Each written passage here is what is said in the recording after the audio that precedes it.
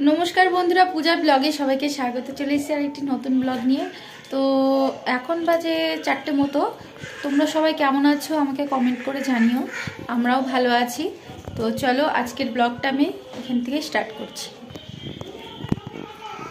সবার আগে যাব প্রিয়ম সোনার কাছে কি করছে দেখতে। সবার আগে চলে এসেছি প্রিয়ম সোনার কাছে।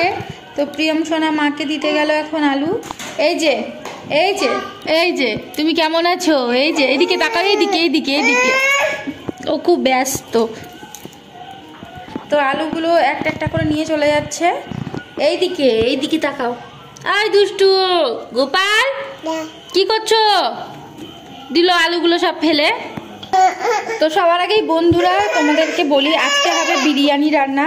তো সেই জন্য আলু কেটে নিয়েছি, এখানে 5টা মতো ডিম নিয়ে নিয়েছি, আর এই যে সরঞ্জামগুলো নিয়ে আসা হয়েছে কেবলে, এই যে চাল যা যা লাগে আর কি।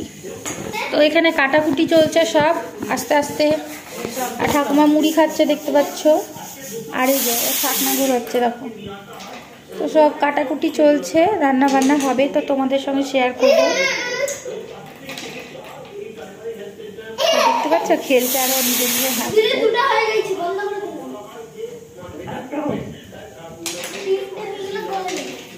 তো নিচে নিজে খেলছে ছাগনাটাকে নিয়ে। আর এখানে মাটনটা টক দই দিয়ে ম্যারিনেট করে রেখে দিয়েছি, প্রায় 1-1.5 ঘন্টা হয়ে গেল। তো এটা বাইরে বের করে নিয়েছি দেখতে পাচ্ছ।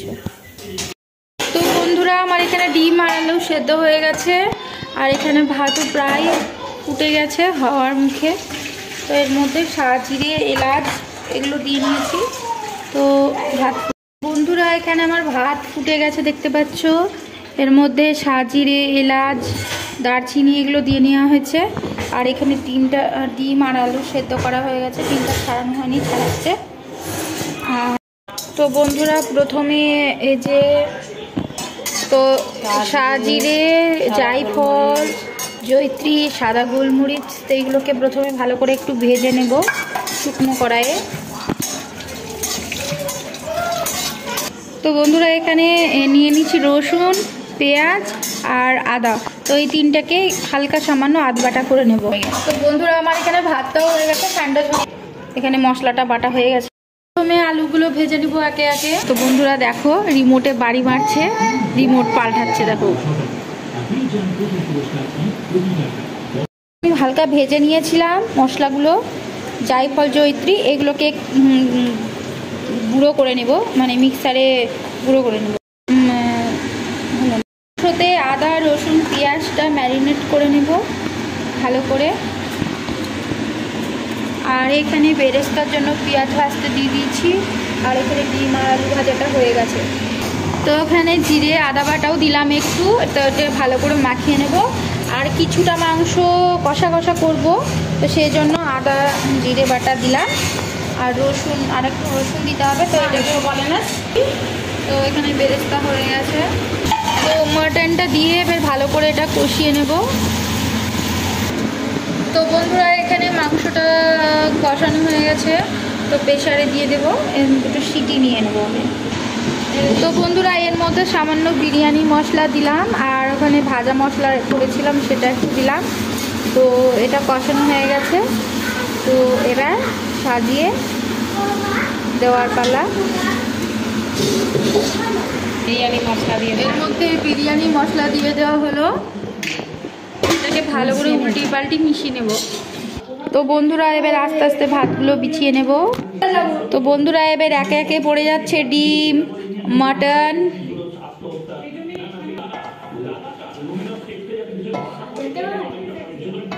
তো এরপরে পড়ে যাচ্ছে এবার এর মধ্যে পড়ে গেল বেরেস্তা। তো আবার পড়ে গেল মাটন আলু আর ডিম। তোর বোনতে আবার ভাত পড়ে যাচ্ছে। তো এতে ঘি পড়ে গেল, তোর মধ্যে ঘি এলাচ গুঁড়ো আর ভাজা মশলাটা পড়ে গেল। আমাদেরটা নিয়েছিলাম ভালোটা। তো এর মধ্যে চলে গেল কেশর আর দুধ। তো এর মধ্যে কেওড়া জল নাকি, এটা কেওড়া জল 2 ঢাকনা মতো দিয়ে দিলাম। তো এটা গোলাপ জল দেওয়া হলো, কত ব্যাস ওই 2 ঢাকনা মতো দিলাম। এর উপরে এবার ঢাকা দিয়ে দিব। তো চাটুর উপরে বসিয়ে দিলাম, আমার ঘরে বড় জিনিস নেই, এর গ্যাস কমিয়ে দিলাম হবে। তো এই পাশে মাটনটা বসিয়ে দিয়েছি, রান্না হচ্ছে। তো চলো এটা হোক, আর বিরিয়ানিটা ঢাকা দিয়ে দিল মা, রাস্তাটা হোক। ফাইনালি আমার বিরিয়ানি হয়ে গেছে, দেখতে পাচ্ছ। তো খুব সুন্দর একটা গন্ধ বেরিয়েছে। তো চলো তোমাদেরকে সার্ভ করে দেখো। তো বন্ধুরা ফাইনালি আমার মটন কষা হয়ে গেছে। তা মাম্মাম খাবে, খেয়ে বলবে কেমন হয়েছে। বন্ধুরা মাম্মামকে ফাইনালি দিয়ে দিয়েছি, মাম্মাম খাবে, খেয়ে বলবে কেমন খেতে হয়েছে। সবচেয়ে ভালো খাওয়া। তো বল কেমন হয়েছে খেতে। ভালো হয়েছে, এরকম ভালো হয়েছে। আর মটন কষাটা, মটন কষাও ভালো হয়েছে। আমাদের বিরিয়ানি করা কমপ্লিট হয়ে গেছে। আর প্রিয়ম বাবু দেখছো জেগে আছে এখনো পর্যন্ত। তো ফাইনালি ভিডিওটি ভালো লাগলে অবশ্যই লাইক, শেয়ার অ্যান্ড সাবস্ক্রাইব করো। আর সবাই ভালো থেকো, সুস্থ থেকো, সঙ্গে থেকো, আর ভিডিওটি লাস্ট অবধি দেখতে থাকো। তো শুভরাত্রি, টাটা।